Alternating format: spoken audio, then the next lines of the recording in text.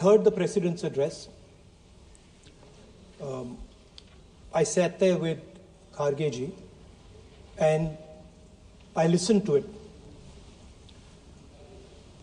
And I must say, I struggled through the President's address to maintain my attention on what was being said. Because I had heard pretty much the same President's address the last time and the time before that and the time before that. And it was the same laundry list of things that the government has done. We have done this, we have done this, we have done this, 50 or 100 things that the government has done. And so while I was sitting there, I was thinking, okay, I am being critical about what is being said.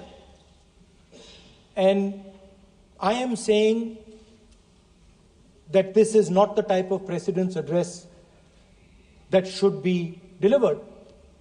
Well, the question came to my mind, what type of address would an India Gathbandhan government deliver? How would that address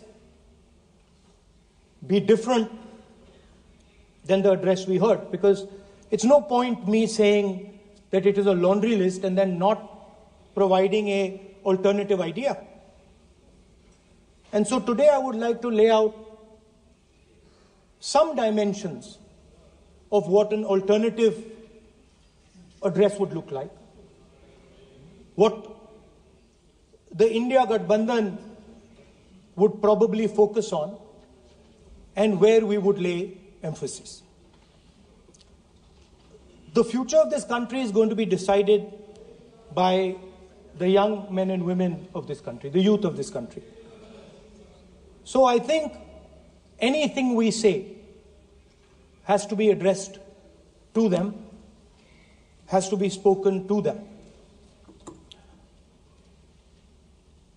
The first thing in front of us, and this is something I'm sure the Prime Minister would accept, and pretty much everybody in this room will accept, is that even though we have grown fast, we are growing slightly slower now, but we are still growing. A universal problem that we have faced is that we have not been able to tackle the problem of unemployment. No, neither the UPA government nor today's NDA government has given a clear-cut answer to the youth of India about employment. I don't think anybody in this room will disagree with me. I'll give a little statistic for the Prime Minister. The Prime Minister, something I would agree with directionally. The Prime Minister proposed the Make in India program.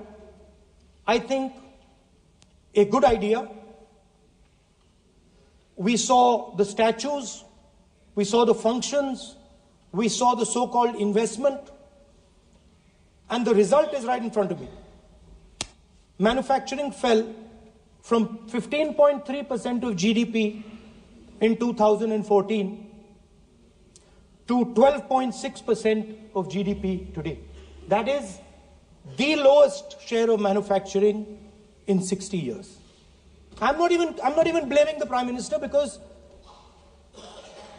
I think it would not be fair to say he didn't try.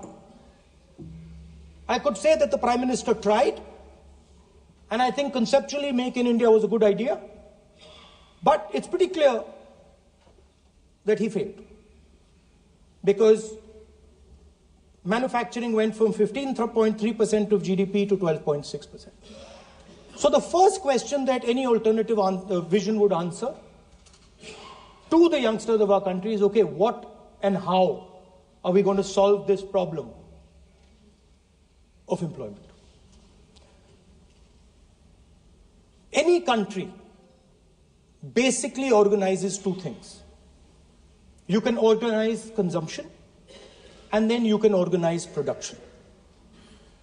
Modern way of saying organizing consumption is services. Modern way of saying organizing production is manufacturing. But there is more to production than simply manufacturing. For example, agriculture also is about production.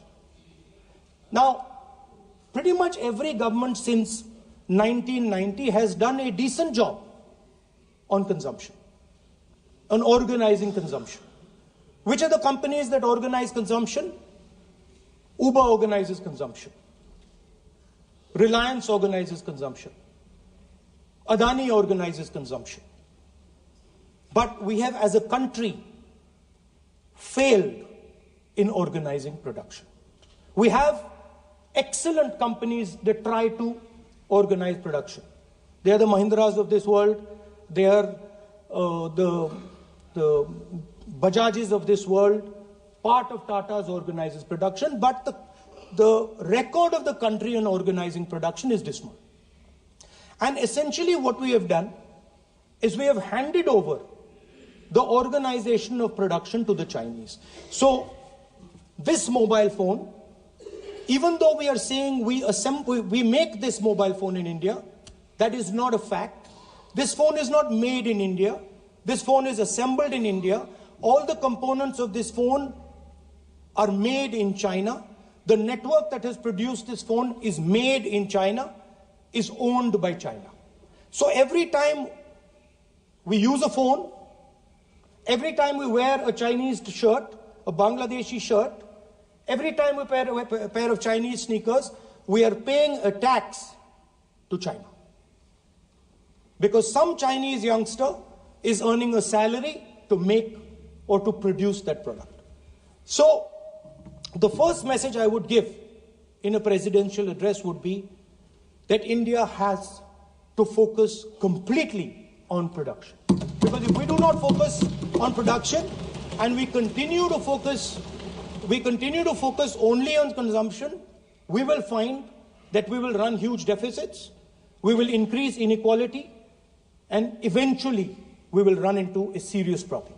Social problem because of unemployment, which we are already facing. If you look at the numbers of the amount of people who are in jail, if you look at the numbers that are spent on internal security, if you look at the numbers spent on our police forces, they're all spiraling. They're all rising. And everybody understands that social tension is on the rise in India.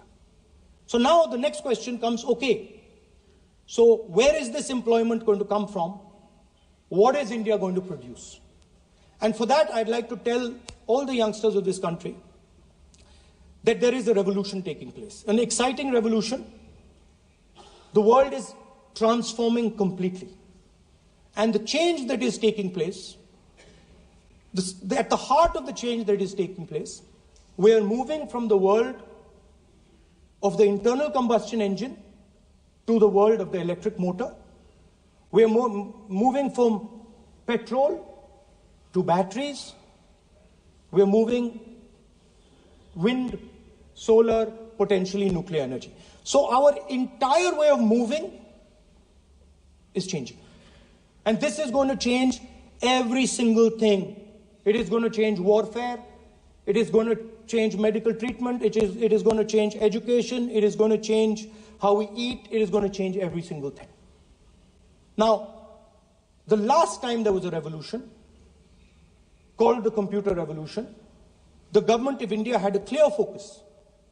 We looked at that revolution. It was a Congress government. We looked at the revolution and we decided clearly that we are going to focus on the development of software. And we rode the wave of that revolution. And today you can see the result. I remember people laughing. When the computer was being talked about. You mentioned Mr. Vajpayee. I respect Mr. Vajpayee, but Mr. Vajpayee gave a speech saying that computers are of no consequence to India. So, what is important when there is a revolution? What is important is that you understand what are the drivers of that revolution and where exactly do you need to focus, where exactly do you need to sit in that revolution.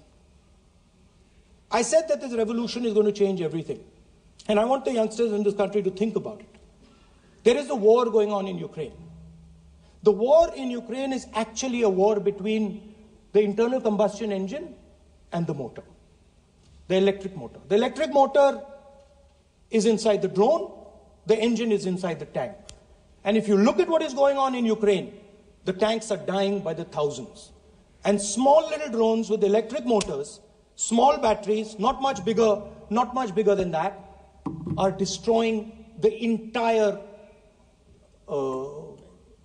tank artillery infrastructure of both Ukraine and Russia. So the drone is the electric motor. The drone is the battery. The drone also needs to see. So the drone is a camera. In the same way, electric cars. The electric car is a motor. The electric car is batteries. The electric car is cameras. Robots are exactly the same thing. Robots are electric motors, multiple electric motors with cameras, with batteries. And this is what the revolution is going to look like. So there are basically 4 technologies that are driving this entire change in mobility. Electric motors, batteries, optics, and then on top of that, you can apply AI. Now I want to tell the youngsters of this country, people talk about AI. But it's important to understand that AI on its own is absolutely meaningless. Because AI operates on top of data. Without data, AI means nothing. And if we look at data today, there is one thing which is very clear. Every single piece of data that comes out of the production system in the world, the data that was used to make this phone, the data that is used to make electric cars, the data that is used to make basically all electronics on the planet today is owned by China. And the consumption data is owned by the United States. In China, the consumption data is owned by China, but in India, companies like Google, companies like Facebook, companies like Instagram, X, they own our consumption data. So if India wants to talk about AI, it has to first answer the question, what data is going to power that AI? And the answer today is India does not have that data. Neither does India have production data, neither does India have consumption data. We have handed our consumption data to the big American companies, and the production data we don't have anyway. So what would that vision look like? The first thing, we would start getting youngsters excited about this revolution. We would start to introduce the idea of a completely new way of moving, a complete revolution in how things move. We would start teaching our children in schools about batteries, about electric motors, about how these things combine, about how drones, robots, electric cars are structured, how they will work together. And most important, we have to start building a production network so that we can get access to production data. Now, what would we focus on? We would not give you a laundry list. China has at least a 10-year lead on India in this space. China has been working on batteries, robots, motors, optics for the last 10 years, and we are behind. So what would our president's address say to the youngsters? We will choose critical areas in each one of these technologies, and we will start to build capabilities in those areas. The second thing we would do, we would ensure that our banking system is not captured by 2 or 3 companies that basically do not allow you to build a production system. But our banking system is open, is dynamic, and is accessible to small and medium businesses and to millions and millions of entrepreneurs who want to take part in this revolution. Our foreign policy would take into account this revolution. When we talk to the United States, we would not send our foreign minister to invite our Prime Minister to his coronation. We would not send him 3 or 4 times, please invite our Prime Minister. Because if we had a production system and if we were working on these technologies, the American president would come here and invite the Prime Minister. So it is important to understand where a...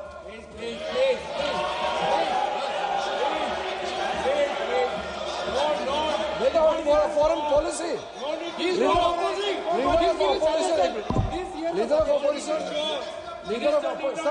Leader of opposition cannot make such serious, unsubstantiated statement. This is related to the relation between two countries, and he is making an unverified statement about invitation of the Prime Minister of our country. Is better than our dignity. How can you make such kind of statement? He is leader of opposition, sir. He should be responsible in making such statement. Sir, LOP is giving us very positive suggestions. Why they are worried, sir?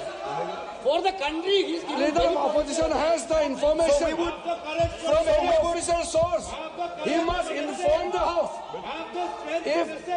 If leader of opposition has the information, please inform the House. Okay. Who has told you that foreign ministers visited for the purpose which you have mentioned? You must specify it. So, I'm sorry that disturbed you, that question. I apologize for disturbing your peace of mind. It's okay. I've apologized. I've apologized for disturbing your peace of mind. I'm sorry. Apologize for lying to the House. ऐसा नहीं होता है. तो serious होना चाहिए leader of opposition को. कम से कम देश के मामले में तो एक हो. देश के मामले में तो एक वॉइस से बोलना चाहिए. ये गलत बात है. ये ठीक नहीं है. लीडर ऑफ अपोजिशन को इस तरह का बयानबाजी नहीं करना चाहिए. ये गंभीर विषय पर चर्चा चल रही है. इसका गौरव विषय है. So we would start by telling our young men and women that they have to be at the forefront of this revolution. We cannot afford that the Chinese are at the forefront of this revolution. Number one. Number two, we will ensure that the absolute best experts on these technologies would talk to our students, would talk to our youngsters and guide them on what a future, on what these future technologies are going to do. We would make them partners in this revolution. Now, we talk about defense. And today, we have the Chinese. And the Prime Minister has denied it. And the army has contradicted the Prime Minister. It's true. The Prime Minister has denied it. The Prime Minister has denied it. And the army has disagreed with the Prime Minister that China is sitting on 4,000 square kilometers of our land, of our territory.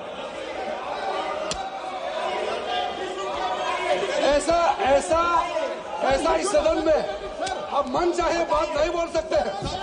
ये बिल्कुल ठीक नहीं है sir. ये serious मामला है. आप foreign policy पे, बॉर्डर इश्यू पर आप अपना कैसे मजाक बात कर सकते हैं? अपना मन मारन कहानी आप बना के बोल रहे हैं.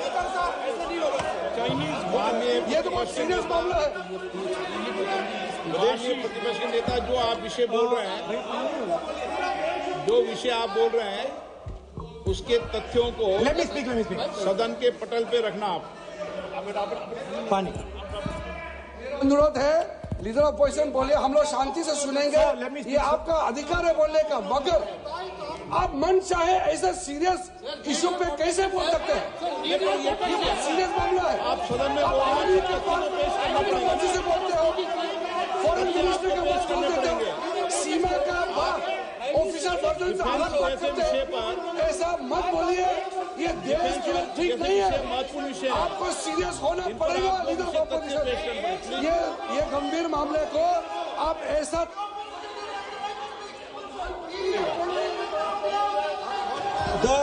The Prime Minister has denied that Chinese forces are inside our territory, but for some reason, our army keeps talking to the Chinese about their entry into our territory, and our Chief of Army Staff has said that the Chinese are inside our territory. This is a fact. This is not invention, this is a fact. Now, but the reason China is inside our territory is important. Because people think that wars are fought between armies and their weapons. But the fact of the matter is that wars are fought by industrial systems. The fact of the matter is that China has an industrial system that is far stronger, far bigger than our industrial system. And that is why they have the guts to come inside this country. The reason China is sitting inside this country is because Make in India has failed. The reason China is sitting inside this country is because India is refusing to produce. And I am worried that India is going to give up this revolution to the Chinese once again. The reason I made this reference is because everything is connected. If and when we fight a war with China, we will be fighting with Chinese electric motors, Chinese batteries, Chinese optics, and we will be buying Chinese motors, Chinese optics, Chinese batteries. It is a non-sustainable proposition. That is why for our security, for the future of our children, for the future of our country, we have to build a production system, and we cannot allow this revolution to go by. Now, the next step, we have a strategic partner called the United States.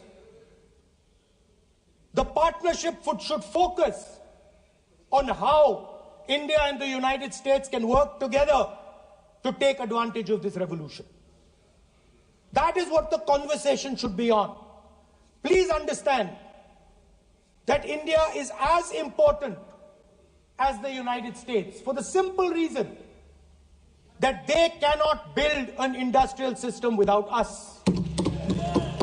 They cannot build a production system without us. No matter what they say, the Americans simply cannot do what India can do because their cost structure is much, much, much more expensive than ours.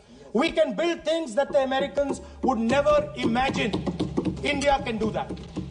So that would be the first part of a president's address. We would talk to the youngsters in India and say to them, we want you to be partners in this revolution. We want to change the Indian banking system so you can have access to it. And we believe in you, we trust in you, and we believe you can take on the Chinese. That's the first part. The second part would be about participation. We have done a caste census in Telangana. And what we have found is shocking. Almost 90% of Telangana is either Dalit, Adivasi, backward, or minority. Almost 90%. And I am convinced that that is the story across the country. I am absolutely convinced that the OBC population of this country is not one less than 50%, possibly 55%. 16% are Dalits, 9% are Adivasis, 15% are minorities. Last budget, there was a photograph. You remember the photograph? Of course. वो मक्खन बांटने वाली, हलवा बांटने वाली photo. मैं हैरान हो गया कि इस बार फोटो ही हटा दी. हलवा खिलाया मगर दिखाया नहीं किसको खिला रहे. तो at the center of any new development paradigm for this country, which runs parallel with the production paradigm I spoke of, which works together with the production paradigm I spoke of, is the participation of lower castes, OBCs, Dalits, Adivasis in the wealth of this country. If we look at the largest corporates in this country, they're all owned. None of them are owned by OBCs. None of them are owned by Dalits. None of them are owned by tribals. If we look at the biggest media companies that support the Prime Minister, every day we see the Prime Minister's pleasant face, smiling face on these media. None of them are owned by OBCs. None of them are owned by Dalits. None of them are owned by Adivasis. This is the fact. So central to any new development paradigm is the architecture of a new paradigm. And that architecture of the new paradigm can only be built once the caste census is placed on this table. Because once the caste census is placed on the table, we will know exactly how much of this country's wealth, how much of this country's power, how many of this country's institutions are owned by 90% of this country. There are OBC MPs in the BJP. There are OBC MPs in the BJP. There are Dalit MPs in the BJP. There are Adivasi MPs in the BJP. Remember, you are OBCs, you have 50% of the population and you have absolutely no power. I know that you're sitting there and you cannot even open your mouth. That is the truth of the country. प्रधानमंत्री का चेहरा आपको दिखाई नहीं देता है। जाति जनगणना, प्रधानमंत्री का चेहरा आपको दिखाई नहीं देता है। आर्किटेक्चर, आप अंधे हो गए हैं क्या? Participation, revolution in the country that we are going to bring. चेहरा नहीं दिखता है। ये अंधेरा हो गया है। पार्लियामेंट में है। ये कुछ दिखता नहीं है। सोनिया गांधी, प्रियंका, ये लीडर ऑपोजिशन को कुछ दिखाई नहीं देता है। ओबीसी बात करते हैं। So the idea is, Speaker Sir, the idea.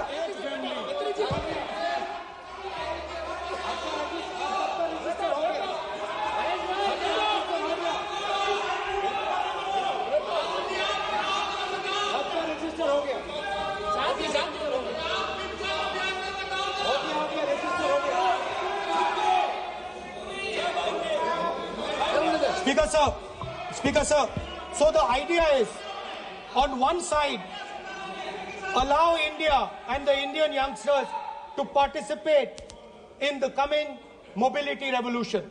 Allow them to participate in building robots, in building drones, in building electronic items, in building EVs.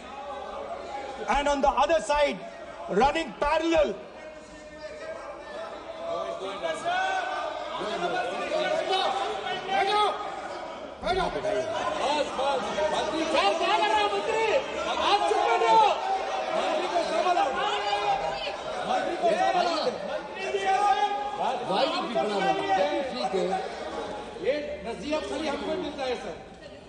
मैंने उनको ही मना the country, Speaker Sir. ऐसा नहीं है।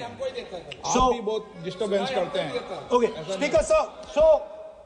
So parallel ideas. One idea: participate in the mobility revolution. Whether you're thinking of economy,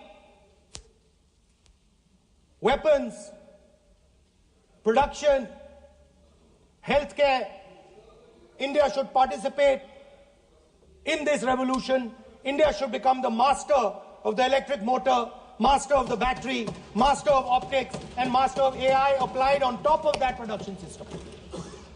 Now imagine the power of AI when we apply it to the caste census.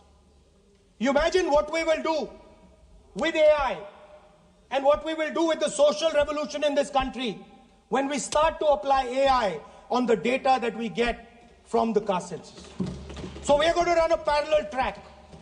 On one side, participation, revolutionizing the participation of Dalits, OBCs, Adivasis in the ruling of this country, in the institutions of this country, in distribution of wealth of this country. And on the other side, parallel track, challenge the Chinese and participate in the revolution and defeat the Chinese in electric motors, batteries, solar panels, and wind. So that is the first two parts of any presidential election address that any India Gathbandhan leader would give you. The final, of course, we go back to the Constitution. This, our favorite,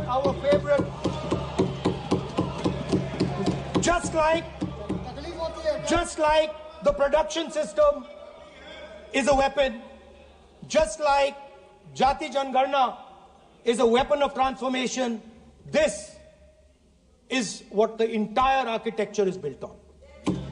I remember before the elections, all of you were saying 400 par, and you were saying you would change this. And then I was glad to see that the Prime Minister walked in and then was forced to bow his head in front of the Constitution. It was a moment of pride for all Congress people that we had explained to the Prime Minister and to the whole country that no force will dare touch this. I know that the RSS has never accepted this. Mohan Bhagwatji has said that India didn't get independence in 1947. He has said that this constitution is meaningless.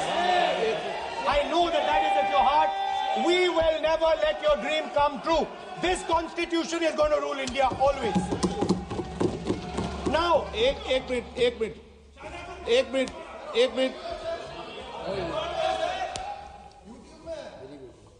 आप प्रतिपक्ष के नेता हैं। मेरा आपसे आग्रह है कि जो विषय आप रखें वह तथ्यों के आधार पर रखें, तो उचित होगा। मैंने आपको पहले भी कहा, और जो सदन के सदस्य नहीं है उनकी चर्चा न करें।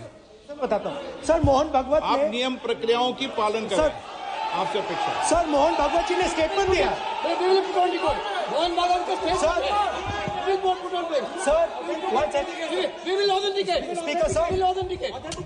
Speaker sir, Mohan Bhagwat ji made a statement saying that India did not receive independence in 1947.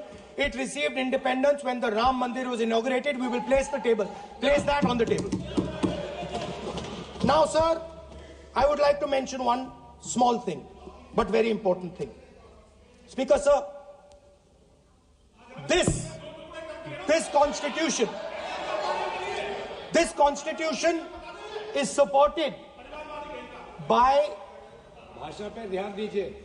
this constitution is supported by the vote of our people.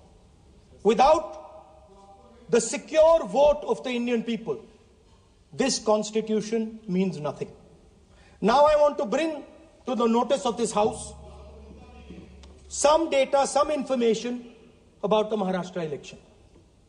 Very simple stuff. Speaker sir, between the Lok Sabha election, which the India Alliance won, and the Vidhan Sabha election, the voting population of Himachal Pradesh was added to the voting roll of Maharashtra. Meaning the entire population of Himachal Pradesh was added to the voter rolls of Maharashtra. Please understand what I am saying. In Lok Sabha, the difference between Lok Sabha and Vidhan Sabha was the population of Himachal. The entire population. What? Almost 70 lakh new voters suddenly arrived between Lok Sabha and Vidhan Sabha. Now, the most interesting part, and the Prime Minister is not looking at me. The most interesting part,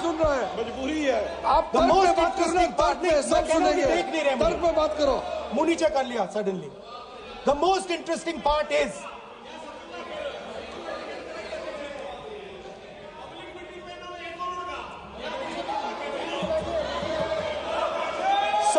Sir, Maharashtra mein more voters were added in 5 months in Maharashtra than were added in 5 years in Maharashtra. जितने 5 साल में add हुए उससे ज्यादा 5 महीने में add हुए, आखिरी 5 महीने में लोकसभा चुनाव के बाद. Sir,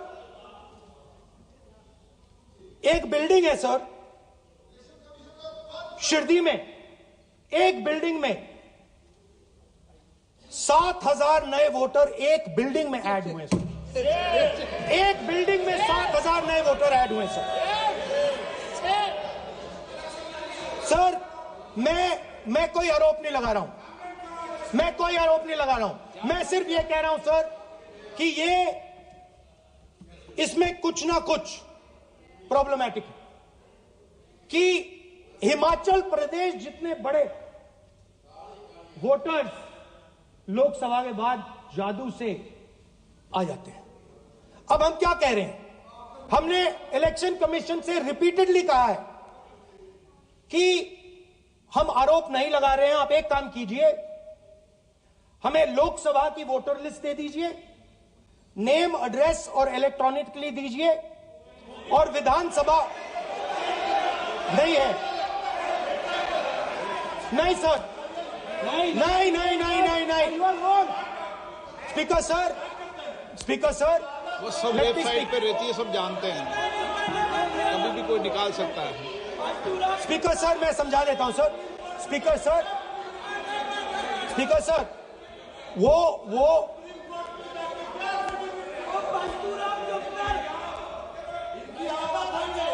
speaker sir, we have asked, speaker sir,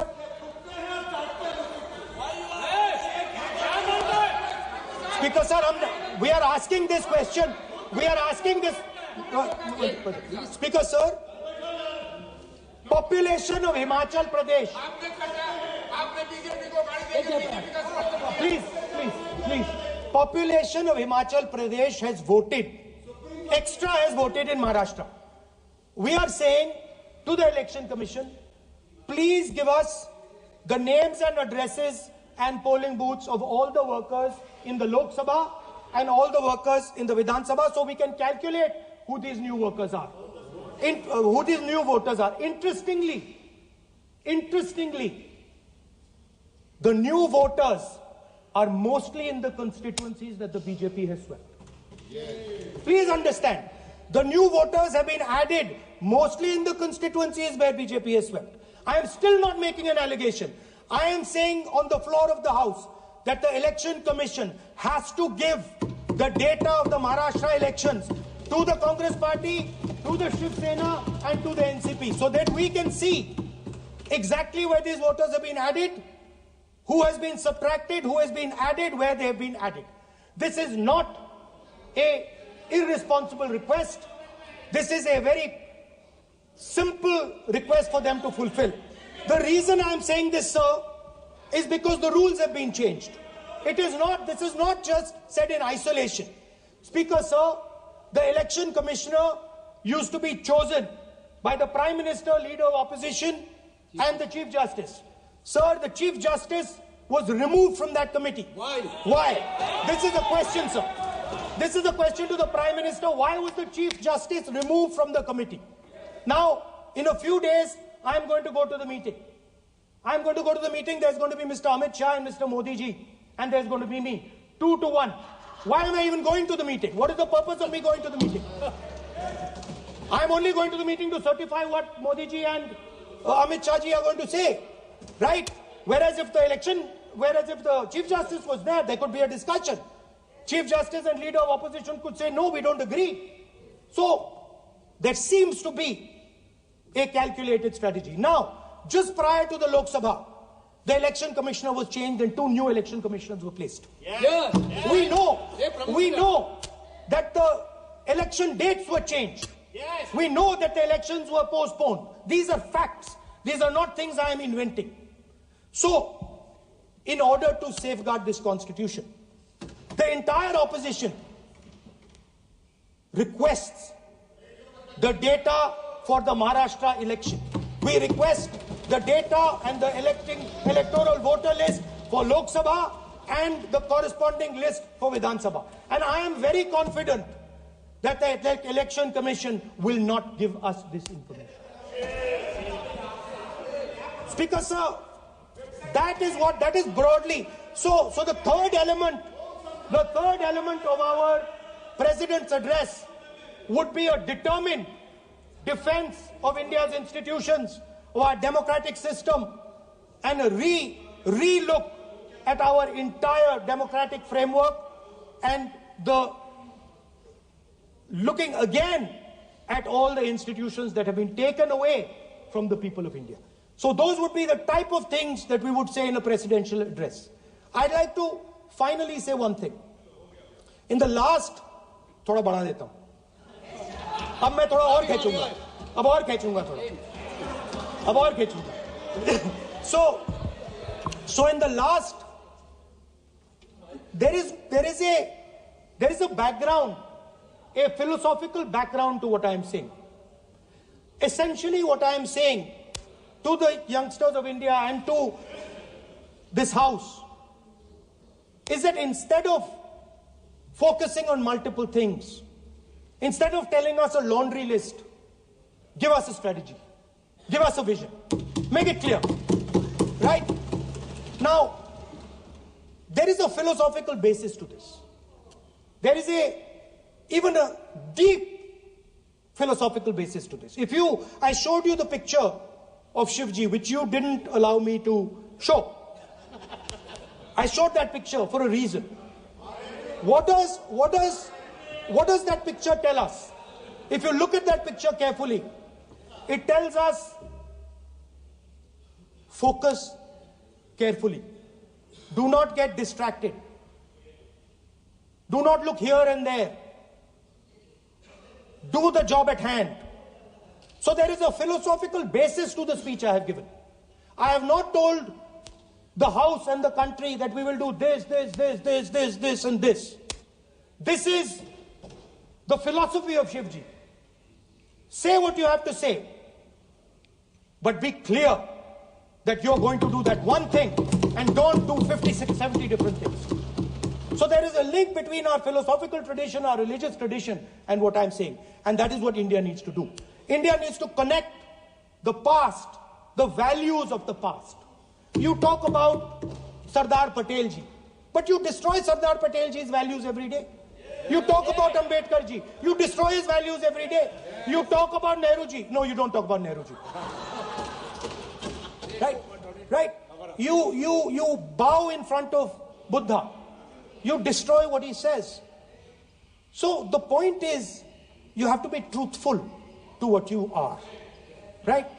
And it is important that when you are giving a way forward to the nation, there is clarity of purpose.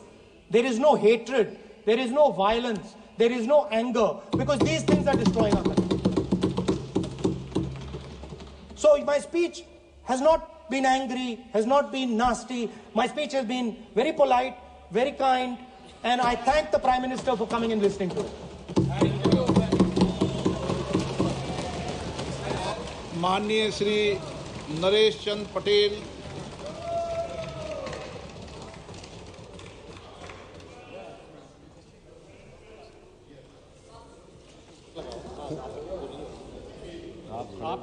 माननीय सभापति महोदय, अध्यक्ष जी, जाने वाले कोई नहीं रोक पाएगा। आप तो अपना भाषण दीजिए महोदय,